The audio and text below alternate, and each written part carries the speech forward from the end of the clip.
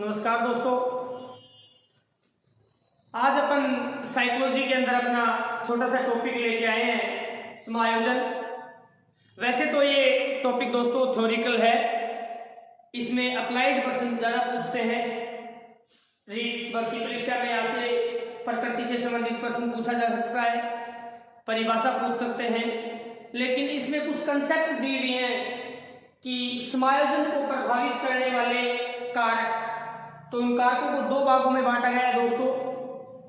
समायोजन को प्रभावित करने वाले सामान्य कारक और समायोजन को प्रभावित करने वाले मनोवैज्ञानिक कारक। मनोवैज्ञानिक कारकों में आपने पढ़े होंगे किसी बुक की सहायता से, किसी कोचिंग क्लासेज में, भगनाशा, चिंता, दुश्चिंता, दबाव, कुंठा, अवसाद, तनाव। ये कुछ साइकोलॉजिकल कारक हैं जो समायोजित व्यक्ति को कुसमायोजन की ओर अग्रेसित करते हैं।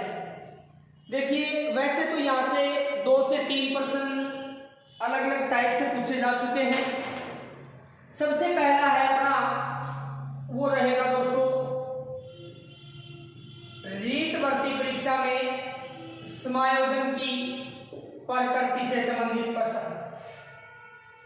समायोजन की प्रकृति कैसी है? सत्य या असत्य कथन की पहचान कीजिए, संगत या असंगत कथन को छांटिए। समायोजन की प्रकृति से अप्लाइड प्रश्न बनेगा दोस्तों। समायोजन कैसी प्रक्रिया है? समायोजन कहाँ तक चलने वाली प्रक्रिया है? समायोजन किन कारकों से प्रभावित होने वाली प्रक्रिया है? तो ये बातें होंगी दोस्तों अपनी टोटल अप्लाइड बातें।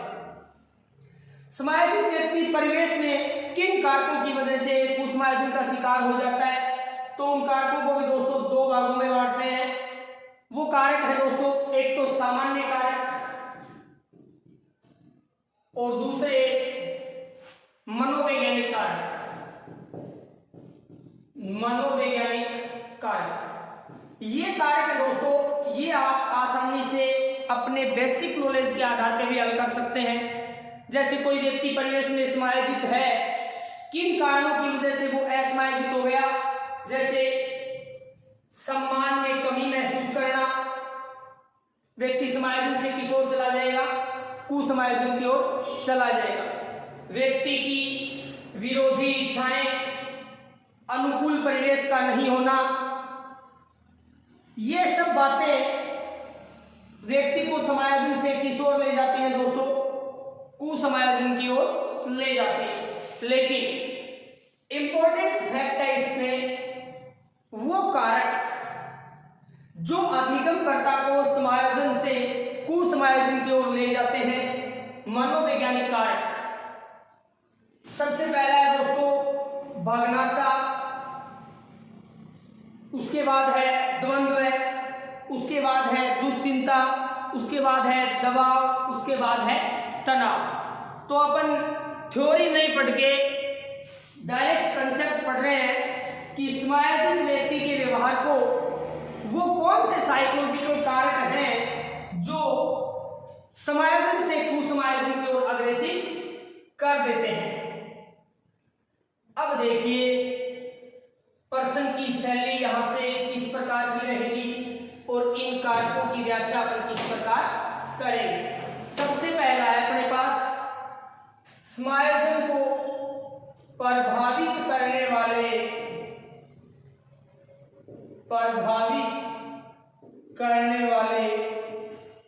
मनोवैज्ञानिक कारक।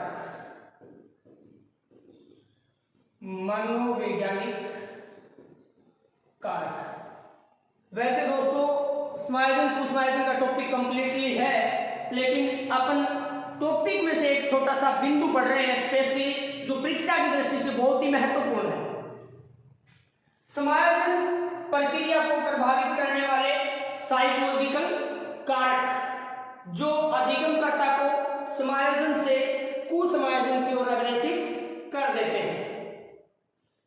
सबसे पहला है दोस्तों अपने पास 1 नंबर पे पढ़ते हैं अपन भगनाशा।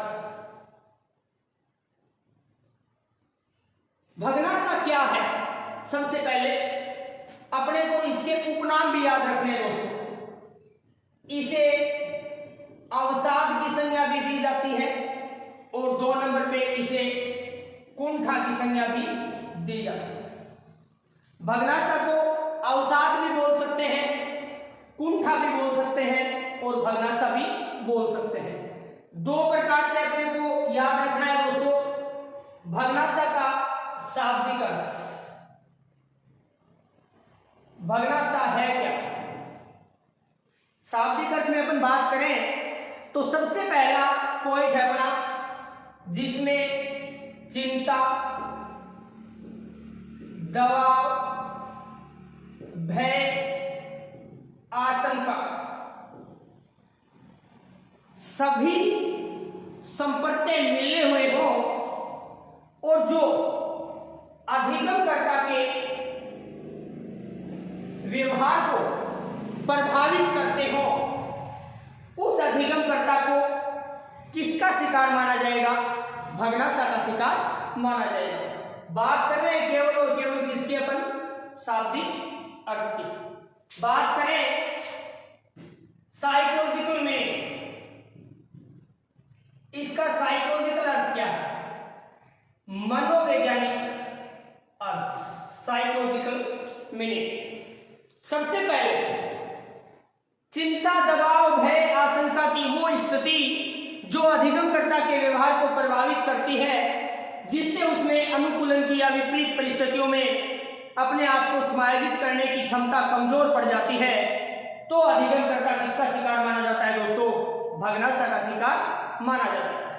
साइकोलॉजिकल अर्थ, प्रयास किए जाएं लगातार और सक्रिय और सकारात्मक, किसी लक्ष्य को, किसी विषय वस्तु को अर्जित करने के लिए अधिगमकर्ता द्वारा प्रयास निरंतर हो, सक्रिय हो और उसके पश्चात भी अधिगमकर्ता अपने लक्ष्य को प्राप्त करने में असफल हो जाए। क्या हो जाए? असफल हो जाए तो अधिगमकर्ता किसका शिकार होगा दोस्तों? कुंठा का शिकार माना जाएगा। शाब्दिक अर्थ चिंता, दबाव, भय, आशंका की वो स्थिति जो अधिगमकर्ता के व्यवहार को प्रभावित करती है, जिसके कारण विपरीत परिस्थितियां होने के पश्चात अधिगमकर्ता अपने आप को उस परिवेश में समायोजित नहीं कर पाते, जिसके कारण वो भग्नाशा के शिकार हो जाते हैं। साइकोलॉजिकल मीनिंग अपना लगातार सक्रिय प्रयासों के पश्चात भी असफलता की स्थिति अधिगमकर्ता को भग्नाशा का शिकार बना देती है। इसके बाद बात करें अपन कि भग्नाशा किसी अभिप्रेरक की संतुष्टि में, किसी अभिप्रेरक की संतुष्टि में बाधा के आने से होने वाली स्थिति है। भग्नाशा क्या है? किसी अभिप्रेरक, आप कोई भी कार्य कर रहे होते हैं, उस कार्य के लिए आप प्रेरित होते हैं। प्रेरक आपके क्या होते हैं? जागृत होते हैं। जहां प्रेरक जागृत होते हैं, उन प्रेरकों की संतुष्टि में, उनके मार्ग में क्या आती है दोस्तों? बाधाएं आ जाए। किसी अभिप्रेरक की संतुष्टि के मार्ग में आने वाली बाधाएं अधिगमकर्ता को किसका शिकार बना देती है दोस्तों? भग्नाशा का शिकार बना देती है। 3 व्यू हुए अपने पास, तीनों में से किसी एक अर्थ को परीक्षा में पूछ लिया जाता है। सामान्य अर्थ चिंता, भय, दबाव, तनाव की वो स्थिति जो अधिगमकर्ता के व्यवहार को क्या करती है? प्रभावित करती है, जिससे उसके समायोजन की क्षमता कमजोर हो जाती है या वो संतुलन खो देते हैं, तो अधिगमकर्ता को किसका शिकार माना जाता है? भग्नाशा का शिकार माना जाता है। साइकोलॉजिकल मीनिंग पढ़ा करने, लगातार सक्रिय प्रयासों के पश्चात अधिगमकर्ता के पास असफलता की स्थिति उसे अवसाद, कुंठा या भग्नाशा का शिकार बना देती है।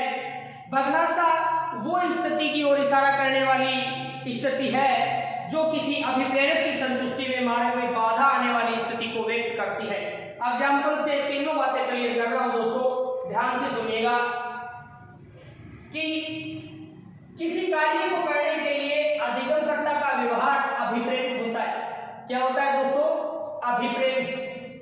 अभिप्रेरित व्यवहार होगा तो लक्ष्य को प्राप्त करने के लिए अनुक्रियाएं होंगी।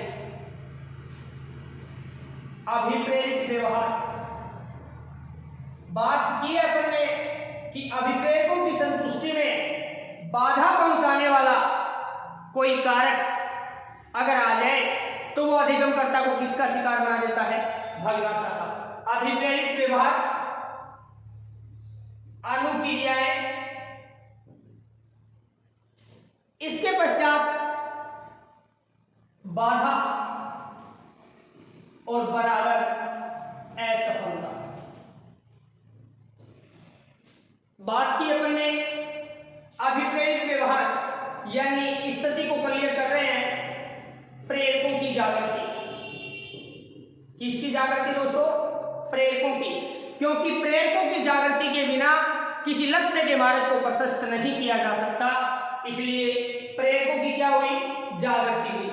आपकी इच्छा हुई कि किसी भी सूरत में अपने को जोग लगना है। क्या करना है? जोग लगना है। जोग आपकी क्या है? आवश्यकता। क्या है? आवश्यकता। क्यों है? आजीविका निर्वाह के लिए। जीविका निर्वाह के लिए जोग आपकी क्या है? आवश्यकता है। अपन ने ऑनलाइन प्लेटफॉर्म पे एक टॉपिक पढ़ा था अपना अभिप्रेरणा, और उसमें मैंने सबसे पहले बताया था कि अभिप्रेरणा आवश्यकता से होगी। किससे होगी? आवश्यकता से। अभिप्रेरित व्यवहार आवश्यकता महसूस की, प्रेरकों की क्या हुई? जागृति हुई। प्रेरकों की जागृति हुई। प्रेरकों की जागृति के कारण इस परिवेश में क्या करनी शुरू की दोस्तों? अनुक्रियाएं हुई। क्या हुई? अनुक्रियाएं। यानी आपने जोग के लिए तैयारी करनी शुरू की। क्या किया आपने? अनुक्रियाएं की। अनुक्रियाओं में आपने मार्ग का चयन किया। क्या किया? मार्ग का चयन कि अपन किस प्रकार लक्ष्य को प्राप्त कर सकते हैं। मार्ग का चयन किया और आपने मार्ग के चयन में अपनाया कि अपन लक्ष्य क्लासेज के YouTube चैनल को सब्सक्राइब कर लेते हैं। किसको सब्सक्राइब कर लेते हैं? लक्ष्य क्लासेज के YouTube चैनल को सब्सक्राइब कर लेते हैं। और आपने सब्सक्राइब कर लिया। सब्सक्राइब कर लिया, अब आप नियमित रूप से चैनल से जुड़े हुए हैं, अनुक्रियाएं कर रहे हैं, टीचर अपने सब्जेक्ट के कंसेप्ट आपको दे रहे हैं, ऑनलाइन आपकी टेस्ट प्रक्रिया स्टार्ट कर रखी है, तैयारी का आकलन भी समय समय पे हो रहा है। लेकिन ये अनुक्रियाएं करते समय आपके मार्ग में क्या आ गई दोस्तों? बाधा आ गई। क्या आ गई? बाधा आ गई कि सर टेस्ट प्रक्रिया में मूल्यांकन सही नहीं कर पाते। टेस्ट प्रक्रिया में क्या नहीं कर पाते सर? मूल्यांकन सही नहीं कर पाते। आपके मार्ग में क्या आई? बाधा आई। दूसरा कारण आया कि सर ऑनलाइन क्लासेस देखते समय आपके पढ़ाने की गति तीव्र रहती है, इसलिए हम गति मंद कीजिए समझ नहीं पाते। यानी तीव्र गति के कारण समझ नहीं पाते। दूसरी बाधा आ गई। तीसरी बाधा, सर आप नियमित रूप से क्लास नहीं लेते। ये क्या है दोस्तों? आपके टेस्ट पेपर में अच्छी रैंक प्राप्त करने में आ रही क्या है? बाधाएं। क्या है? बाधाएं। इन तीनों कारणों की वजह से आप अच्छी रैंक प्राप्त नहीं कर पाए। अभिप्रेरक जागृत, अनुक्रियाएं की, आपने मार्ग का चयन किया, चैनल को सब्सक्राइब किया, लेकिन तीव्र गति के कारण समझ नहीं पा रहे, टेस्ट पेपर का मूल्यांकन सही नहीं हो रहा, नियमित रूप से कक्षाएं नहीं आ रही, ये आपके मार्ग में क्या है? बाधाएं हैं। जबकि आप किस रूप में लगे हुए हैं? सक्रिय रूप में लगे हुए हैं। किस रूप में लगे हुए हैं? सक्रिय रूप में। लेकिन फिर भी आपको अच्छी रैंक प्राप्त नहीं होती, यानी टारगेट आपका अचीव आप नहीं कर पाते, तो दोस्तों आप किसका शिकार हो जाते हैं? भग्नाशा का शिकार हो जाते हैं। किसका शिकार हो जाते हैं? भग्नाशा का। अब देखिए इसी एग्जाम्पल से मैं आपको भग्नाशा के दो स्थितियां क्लियर करके दूंगा कि एक तो टाइप ऑफ भग्नाशा कि इसके प्रकार कितने हैं और इससे ग्रसित बालक का व्यवहार कैसे होता है। यहां से भी अप्लाइड क्वेश्चन बन सकता है दोस्तों कि भग्नाशा से ग्रसित अधिगमकर्ता के व्यवहार की विशेषता है या नहीं है। ये क्वेश्चन भी यहां से बन सकता है। सबसे पहले हम लेके चलते हैं भग्नाशा के प्रकार। भग्नाशा के प्रकार, भग्नाशा के प्रकारों में अपन दो प्रकार पढ़ेंगे दोस्तों। कितने प्रकार?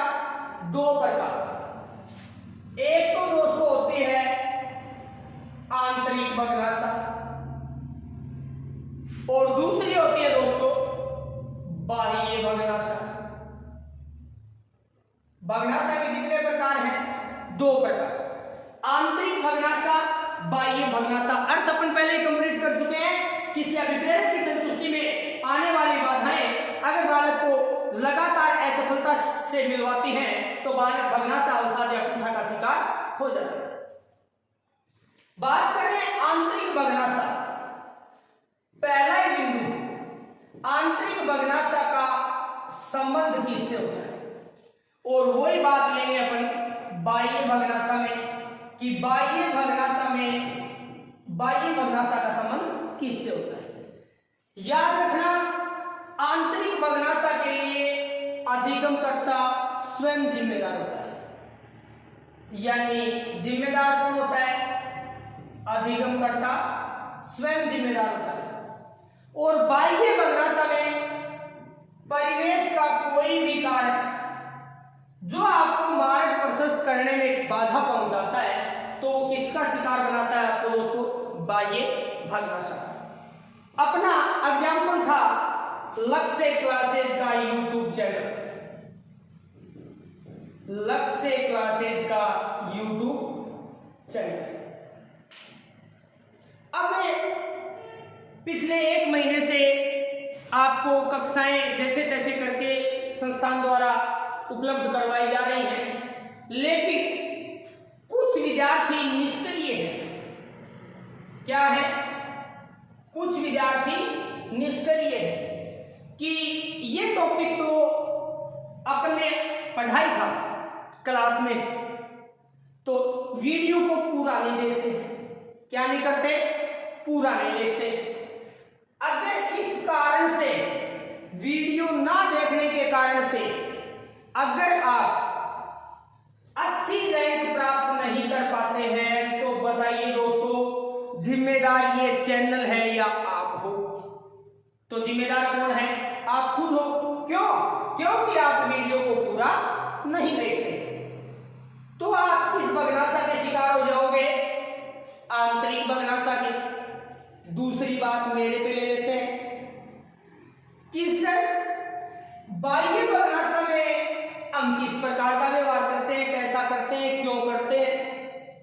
ये WH क्वेश्चन ही आपको कंपटीशन क्रैक करने में सबसे ज्यादा मददगार होते हैं कि सर लक्ष्य क्लासेस का चैनल तो सब्सक्राइब कर रखा है लेकिन आप क्लास तो नहीं लेते।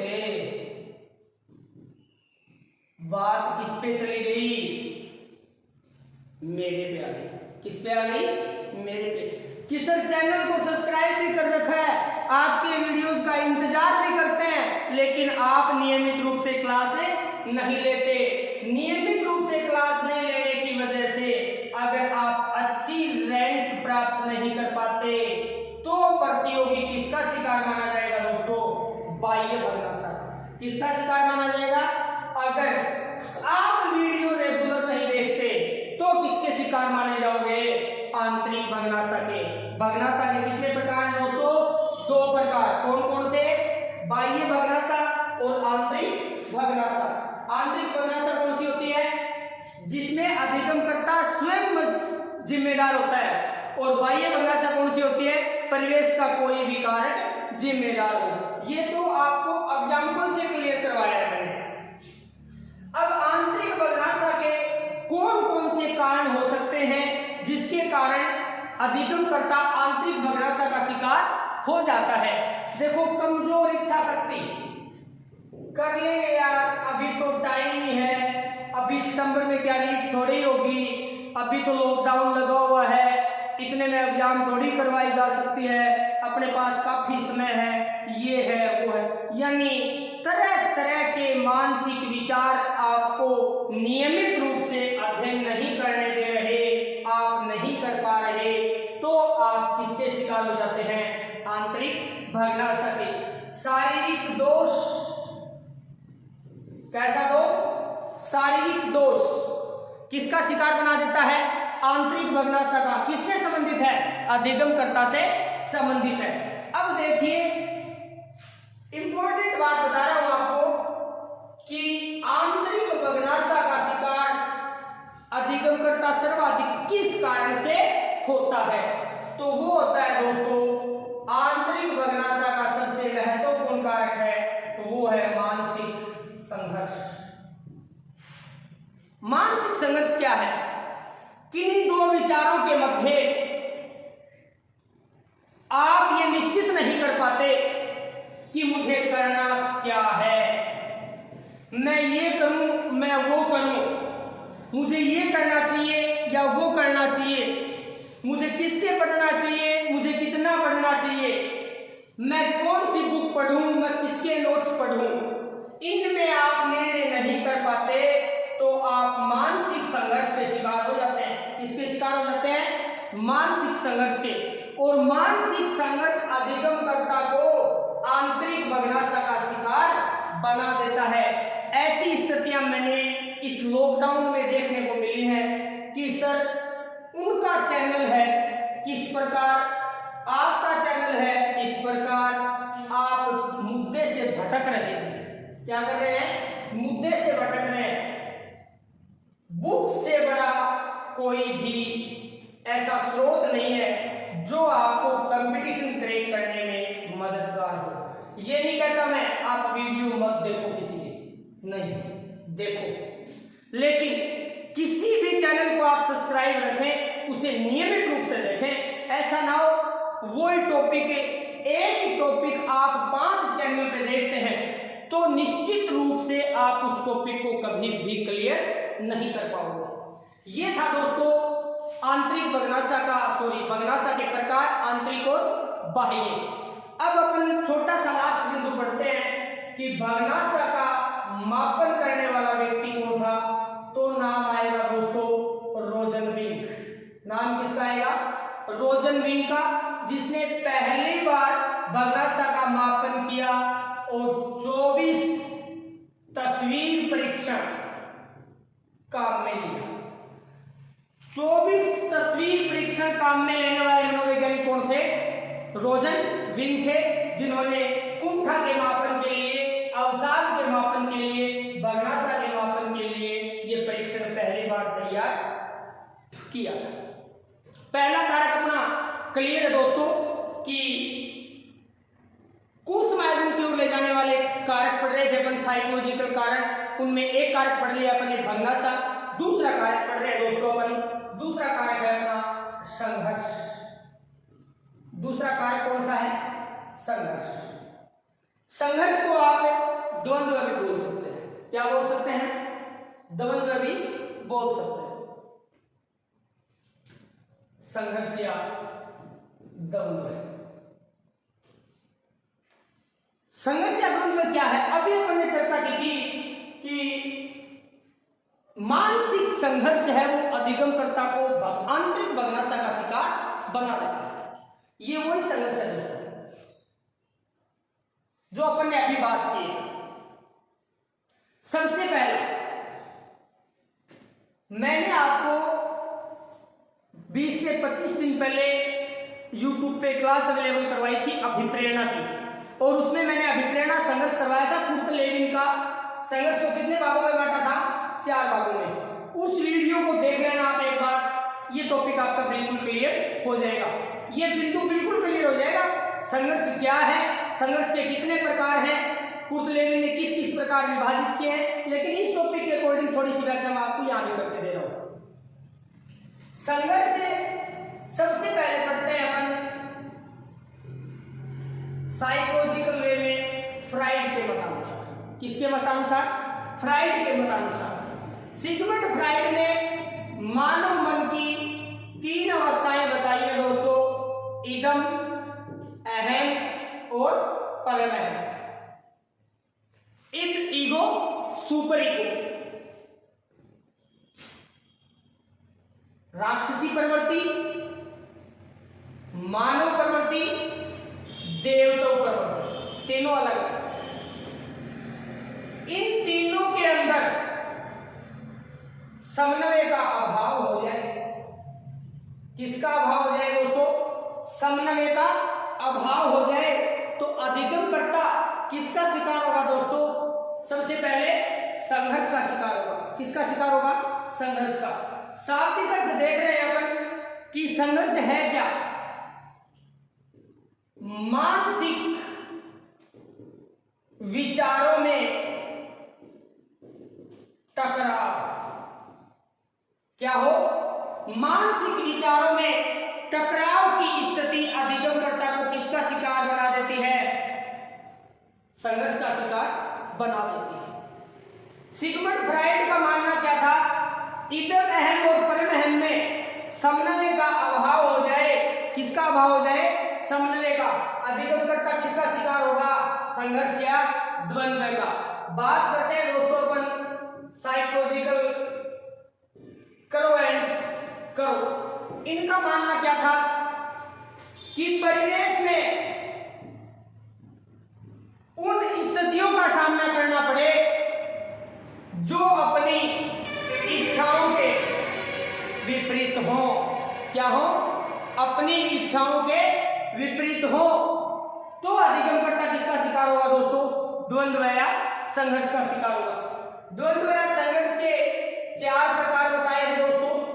उपागम उपागम द्वंद्व है, परिहार परिहार द्वंद्व है, उपागम परिहार द्वंद्व है, बहुउपागम परिहार द्वंद्व है। ये चारों प्रकार दोस्तों मैंने अभिप्रेरणा संघर्ष में अच्छी तरह से क्लियर करवाए हैं। आज से 20 दिन पहले का ये टॉपिक है। इस चारों प्रकारों को आप अभिप्रेरणा संघर्ष से क्लियर कर सकते हैं। यहां दोबारा पढ़ाने का कोई मतलब नहीं निकलता, क्यों अपना टाइम वेस्ट किया जाए। चलो, द्वंद्व की स्थिति भी क्लियर हो गई अपनी। द्वंद्व क्या है? मानसिक टकराव की स्थिति है। निर्णय लेने में असमर्थता महसूस करते हैं। किन किन कारणों की वजह से आता है कि या तो इच्छाएं अपनी ऐसी हो जो परिवेश में ऐसी स्थितियों का सामना करना पड़े जो अपनी इच्छाओं के बिल्कुल विपरीत हो। अपन किसका शिकार हो जाएंगे? द्वंद्व या संघर्ष का शिकार हो जाएंगे। अब दोस्तों अपना नेक्स्ट जो बिंदु है वो है दुश्चिंता। क्या है? दुश्चिंता। देखिए, दुश्चिंता वो स्थिति है जहां 2 मन के प्रकार हैं अपने पास, चेतन मन और अचेतन मन। कैसे मन? चेतन मन और अचेतन मन। अपन ने एक सिद्धांत पढ़ा था, मनोविश्लेषणात्मक सिद्धांत सिगमंड फ्राइड का, जिसमें स्पष्ट रूप से यह दिया हुआ था कि मानव के मन के 3 प्रकार हैं और मानव मन की कितनी अवस्थाएं हैं? 3 अवस्थाएं हैं। उन 2 प्रकार हैं अपने पास, उनमें से एक तो चेतन और दूसरा अचेतन। मैंने आपको बताया था फ्राइड के अनुसार कि मानव व्यवहार का मुख्य चालक किस मन को माना जाता है? अचेतन मन को। किस मन को मानते हैं दोस्तों? अचेतन मन को। अब अचेतन मन मानव का सबसे व्यापक मन है, सबसे बड़ा हिस्सा है। चेतन और अचेतन मन के मध्य क्या चले दोस्तों? संघर्ष चले। क्या चले? संघर्ष चले।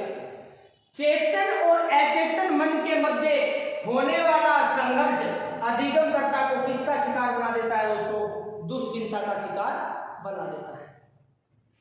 क्वेश्चन की टाइप बता रहा हूं आपको। निम्नलिखित में से कौन सा कारक अधिगमकर्ता को समायोजन से कुसमायोजन की ओर ले जाता है? मनोवैज्ञानिक कारण की पहचान कीजिए। तो दुश्चिंता कैसा कारण है दोस्तों? मनोवैज्ञानिक कारण। दुश्चिंता का अभिप्राय क्या है? चेतन और अचेतन मन के मध्य चलने वाला संघर्ष अधिगमकर्ता को किसका शिकार बना देता है? दुश्चिंता का शिकार बना देता है। अब अपने पास दो छोटे छोटे बिंदु हैं दोस्तों, साइकोलॉजिकल बिंदु जो अधिगमकर्ता को समायोजन से किस ओर ले जाते हैं? कुसमायोजन की ओर। और वो दो बिंदु कौन से हैं वो देखते हैं। एक तो दोस्तों अपने पास तनाव। क्या है? तनाव। और दूसरा क्या है अपने पास? दबाव। दो बिंदु है, तनाव और दबाव। वैसे देखो सामान्य अर्थ है तनाव का कि संतुलन का नष्ट हो जाना। क्या हो जाना? संतुलन का नष्ट हो जाना। वैसे आप इस शब्द को बहुत बार काम में लेते हैं, दिन में 20 बार काम में लेते हैं। यार मुझसे बातचीत मत करो, मेरा बहुत ज्यादा टेंशन है। वो टेंशन ही क्या है? तनाव। क्या है? तनाव। तनाव का शाब्दिक अर्थ संतुलन की भावना का नष्ट हो जाना क्या है दोस्तों? तनाव है। साइकोलॉजिकल अर्थ पढ़ रहे हैं अपन कि तनाव क्या है? किसी उत्तेजित अवस्था का, किसका? उत्तेजित अवस्था का अंत करने वाली प्रक्रिया, अंत करने वाली प्रक्रिया क्या कहलाती है दोस्तों? तनाव कहलाती है। अर्थ पढ़ेंगे, कंसेप्ट क्या बोल रही है? उत्तेजित अवस्था। देखो छोटा सा टॉपिक है अपना एक बाल विकास में, इमोशंस, संवेग। संवेगों के दो प्रकार हैं दोस्तों, रागात्मक और द्वेषात्मक। रागात्मक संवेगों की स्थिति उत्तेजित नहीं होती, जबकि किन की स्थिति उत्तेजित होती है? नकारात्मक या द्वेषात्मक संवेगों की स्थिति कैसी होती है? उत्तेजित होती है। जैसे अपन लेके चले क्रोध, चिंता, भय, कैसे संवेग है दोस्तों? नकारात्मक। कैसे संवेग है? नकारात्मक संवेग। कौन कौन से? क्रोध, चिंता और भय। अब देखिए क्रोध लेते हैं अपन सबसे पहले। क्रोध में बालक का व्यवहार कैसा होगा? उत्तेजित, तोड़ फोड़ करना, मैं ये कर दूंगा, मैं वो कर दूंगा। शारीरिक लक्षणों में भी क्रोध देखने को मिलता है। आंखों का लाल हो जाना, हाथ पैरों की नसों का फूल जाना, बोलते समय जीभ का लड़खड़ाना, ये क्रोधित व्यवहार की विशेषताएं हैं। किस व्यवहार की विशेषताएं हैं? क्रोधित। कंसेप्ट क्या बोल रही है? तनाव। संतुलन का नष्ट होना ही क्या है? तनाव है। लेकिन साइकोलॉजिकल कंसेप्ट उत्तेजित अवस्था का अंत करने वाली प्रक्रिया क्या कहलाती है? तनाव कहलाती है। जैसे आपका छोटा भाई आपकी घर से कार लेकर निकल गया। क्या लेकर निकल गया दोस्तों? कार लेकर निकल गया। और गलती ये की उसने कि आपसे पूछा नहीं। क्या नहीं किया? पूछा नहीं। आप घर आए, आपको गाड़ी नहीं मिली, आपने मम्मी पापा से पूछा कार कहाँ है? तो मम्मी पापा ने कहा कि कार तो भैया ले गए आपके। अब आपने तुरंत गुस्सा किया, किससे पूछ के ले गया? क्यों ले गया? आपने उसको दिया क्यों? मेरे पास फोन तो करना चाहिए था। आपकी क्रोध की सीमा है वो धीरे धीरे धीरे धीरे बढ़ती गई और आपने उसके पास फोन किया। फोन किया, वो किसी ई मित्र पे बैठा हुआ था। आपने फोन किया उस समय, किस पे बैठा था? ई मित्र पे। आपका फोन करना हुआ और उसी दिन रिजल्ट आना हुआ। रीड का रिजल्ट आ गया उसी दिन। आपके फोन उठाते ही आपका व्यवहार तो वही क्यों गया, तू किससे पूछ के लेके गया, मेरी गाड़ी को तूने हाथ क्यों लगाया। लेकिन सामने से आपको सुनने को मिला कि भाई साहब रीट का रिजल्ट आ गया और आपके नंबर 103 आए हैं। कितने आए हैं?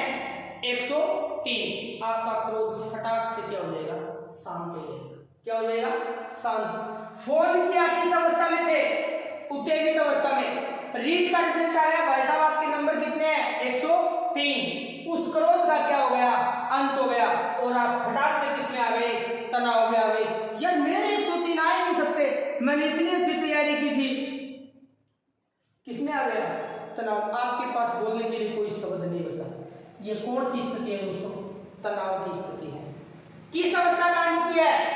क्रोधी उत्तेजित अवस्था का अंत किया है। किसने? 103 अंक वाली स्थिति ने। और आप किसमें आ गए? तनाव में आ गए। कंप्लीट है दोस्तों तनाव। 2 नंबर पे बात कर रहे हैं दोस्तों दबाव की। वैसे दबाव को अंग्रेजी भाषा में स्ट्रेस नाम से जानते हैं और ये लैटिन भाषा के स्ट्रिंगर से बना है और जिसका शाब्दिक अर्थ है दोस्तों कसना। क्या है? कसना। अब मैं दबाव का एग्जांपल बताऊंगा आपको, एकदम स्थिति बिल्कुल क्लियर हो जाएगी, आपको दोबारा पढ़ने की देखने की आवश्यकता ही नहीं। दबाव क्या है? एक वो प्रतीकात्मक अवस्था है। कैसी अवस्था? वो प्रतीकात्मक अवस्था जो अपने को विशिष्ट व्यवहार करने के लिए निश्चित करती है। क्या करती है? दबाव वो प्रतीकात्मक मनोवैज्ञानिक अवस्था है जो विशिष्ट व्यवहार को निश्चित करती है। किसको निश्चित करती है? विशिष्ट व्यवहार, स्ट्रेस। पहले दबाव के प्रकार बता लेते हैं अपन। दबाव के कितने प्रकार हैं दोस्तों? 2 प्रकार हैं, यू स्ट्रेस और दूसरा है दोस्तों डी स्ट्रेस। दबाव के कितने प्रकार हैं? 2 प्रकार हैं, यू स्ट्रेस और डी स्ट्रेस। यू स्ट्रेस नाम ना भी मिले परीक्षा में तो नाम मिलेगा दोस्तों आपको दूसरा सकारात्मक दबाव की स्थिति और डी स्ट्रेस का नाम मिलेगा दोस्तों नकारात्मक दबाव की स्थिति। 2 बातें हैं।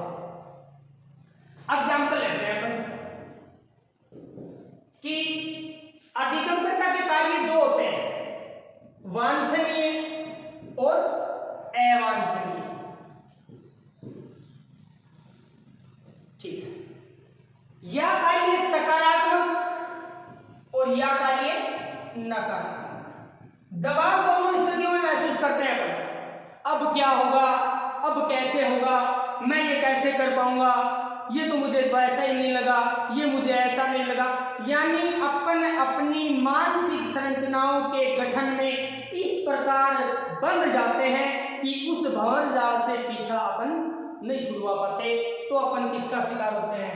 दबाव का शिकार होते हैं। एग्जाम्पल ले रहा हूं दोस्तों, आप 11 फरवरी या 7 फरवरी को रीट की एग्जाम देने के लिए गए। किसकी एग्जाम देने के लिए गए? रीट की एग्जाम। बहुत अच्छी तैयारी थी आपकी और जैसे ही आप परीक्षा हॉल में पहुंचे और मैम ने आपको या टीचर ने आपको पेपर दे दिया। अब पेपर सील था, 3 साइड 4 साइड से, और निर्देश ये दिए गए कि बैल के बजने से पहले पेपर की सील ना खोली जाए। लेकिन फिर भी अपने से रुका नहीं गया और अपन ने पेपर की सील में नीचे से पेन डाल के देखना शुरू किया। 2 से 3% आपने लगातार देखे और वो 2 से 3% ऐसे थे दोस्तों जिनके आंसर आप निश्चित नहीं कर पाए। आप किसमें आ गए? दबाव में आ गए। अब मैं कैसे कर पाऊंगा? मुझे तो 1% भी नहीं आता, मैंने इतनी अच्छी तैयारी की थी, पेपर का स्तर बहुत हार्ड। हालांकि आपने प्रश्न कितने देखे हैं? 2 या 3 ही देखे हैं। कैसा दबाव है दोस्तों ये आपके पास? एग्जाम देना कोई आपका नकारात्मक कार्य थोड़ी है, कोई अवांछनीय आदत थोड़ी है, कोई अवांछनीय कार्य थोड़ी है। लेकिन फिर भी आप किसमें आ गए? दबाव में आ गए। अब मेरा क्या होगा? मैंने इतनी लंबी तैयारी की थी, 5% मुझे लगातार आ ही नहीं रहे हैं, ये है वो है, अनेक बातें आपके मस्तिष्क में आई। आप यूस्ट्रेस सकारात्मक दबाव के शिकार हो गए। डिस्ट्रेस अवांछनीय कार्य, चोरी करने के बाद होमगार्ड की ड्रेस देख के भी भाग जाना, पकड़े गए अपन तो डिस्ट्रेस, नकारात्मक दबाव। कैसा दबाव? नकारात्मक दबाव। तनाव और दबाव। तनाव उत्तेजित अवस्था का अंत करने वाली एक प्रक्रिया, दबाव कसना वो प्रतीकात्मक मनोवैज्ञानिक अवस्था जो विशिष्ट व्यवहार करने के लिए अपने को क्या करती है? निश्चित करती है। क्या कहलाती है? दबाव कहलाती है। दबाव के प्रकार कितने हैं दोस्तों? दो, यूस्ट्रेस और डिस्ट्रेस, सकारात्मक दबाव और नकारात्मक दबाव। ये थे दोस्तों साइकोलॉजिकल कारक, मनोवैज्ञानिक कारक जो अधिगमकर्ता को समायोजन से किस ओर ले जाते हैं? कुसमायोजन की ओर ले जाते हैं। अपने को सबसे ज्यादा याद रखना है भग्नाशा द्वंद्व, भग्नाशा के प्रकार, द्वंद्व के प्रकार, दुश्चिंता, तनाव, दबाव को भी थोड़ा सा देख लीजिए। अप्लाइड पर्सन बनने की संभावना ज्यादा रहती है यहाँ से। नेक्स्ट बात, इस टॉपिक को आप कंप्लीटली अवश्य देखें क्योंकि जस्ट इससे आगे वाला अपना टॉपिक होगा वो होगा समायोजन स्थापित करने की विधियां, जिसमें प्रत्यक्ष और अप्रत्यक्ष विधियां सम्मिलित होंगी। अप्रत्यक्ष विधियां मानसिक मनोरचनाएं जिनसे रीट शिक्षक भर्ती में लेवल 1 या लेवल 2 से एक क्वेश्चन की मैं आपको श्योरिटी देता हूं। वो 15 बिंदु अपने को याद करने हैं जिससे अपना रीट में 1 नंबर निश्चित हो सकेगा। उस टॉपिक से पहले आप एक बार इस टॉपिक को जरूर देख लें कि समायोजन प्रभावित किन कारणों से होता है, सामान्य कारण कौन से हैं, मनोवैज्ञानिक कारण कौन से हैं, कुसमायोजित हो जाने के बाद बालक पुनः समायोजित होने के लिए किस किस प्रकार कार्य करते हैं, कौन सी विधियां काम में लेते हैं, उनमें रक्षात्मक युक्तियां, अप्रत्यक्ष की विधियां हैं अपने पास, मानसिक मनोरचनाएं, अहम की रक्षा कवच, व्यक्तित्व की रक्षा कवच, 10 से 12 बिंदु करवाऊंगा दोस्तों। एक क्वेश्चन की श्योरिटी दे रहा हूं आपको, चाहे मेरे वीडियो को आप डाउनलोड करके रख लेना। रीट एग्जाम देने से पहले आपको इस बिंदु से एक क्वेश्चन मिलेगा। अगले टॉपिक को पढ़ने से पहले एक बार इस वीडियो को आप कंप्लीटली देख लें। धन्यवाद।